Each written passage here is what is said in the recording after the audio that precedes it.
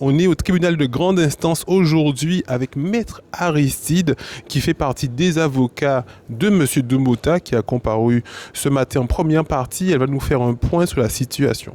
Bonjour, bonjour. Bonjour. Alors ce matin, on a terminé l'audition des témoins avec l'audition de M. Verdol qui est venu parler de cette affaire qui nous empoisonne, c'est le cas de le dire, qui est le chlordécone.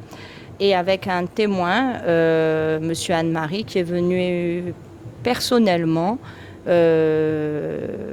témoigner des violences policières qu'il a subies lui-même récemment.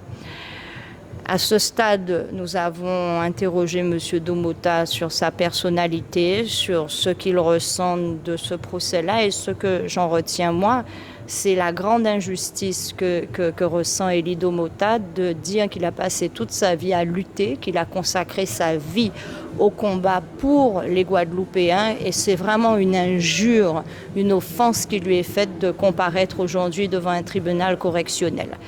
L'audience est suspendue. Nous allons reprendre avec la plaidoirie de la partie civile, le réquisitoire du procureur de la République et les plaidoiries de la défense.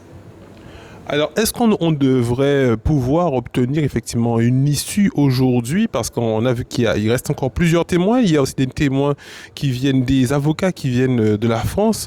Donc, est-ce qu'on peut se dire qu'aujourd'hui, on pourra avoir effectivement un résultat? Ça me paraît compliqué au regard du nombre de plaidoiries qui restent au tribunal à entendre. Mais bon, après tout, tout est possible. On verra tout à l'heure. L'injustice sociale et de voir comment il se bat pour ce pays-là, pour justement compenser ces injustices qui sont faites non seulement aux Guadeloupéens, mais au pays tout entier, très souvent, et de voir que simplement le fait de dire non, on essaie de vous créer des faux procès, on monte des récits pour pouvoir le faire condamner et surtout pour tenter de le faire taire. Et voilà, il a exprimé vraiment c'est vraiment les souvenirs de son enfance qui sont revenus à la mémoire et ce qui a fait de lui ce qu'il est. C'est-à-dire un guerrier, un véritable guerrier contre l'injustice.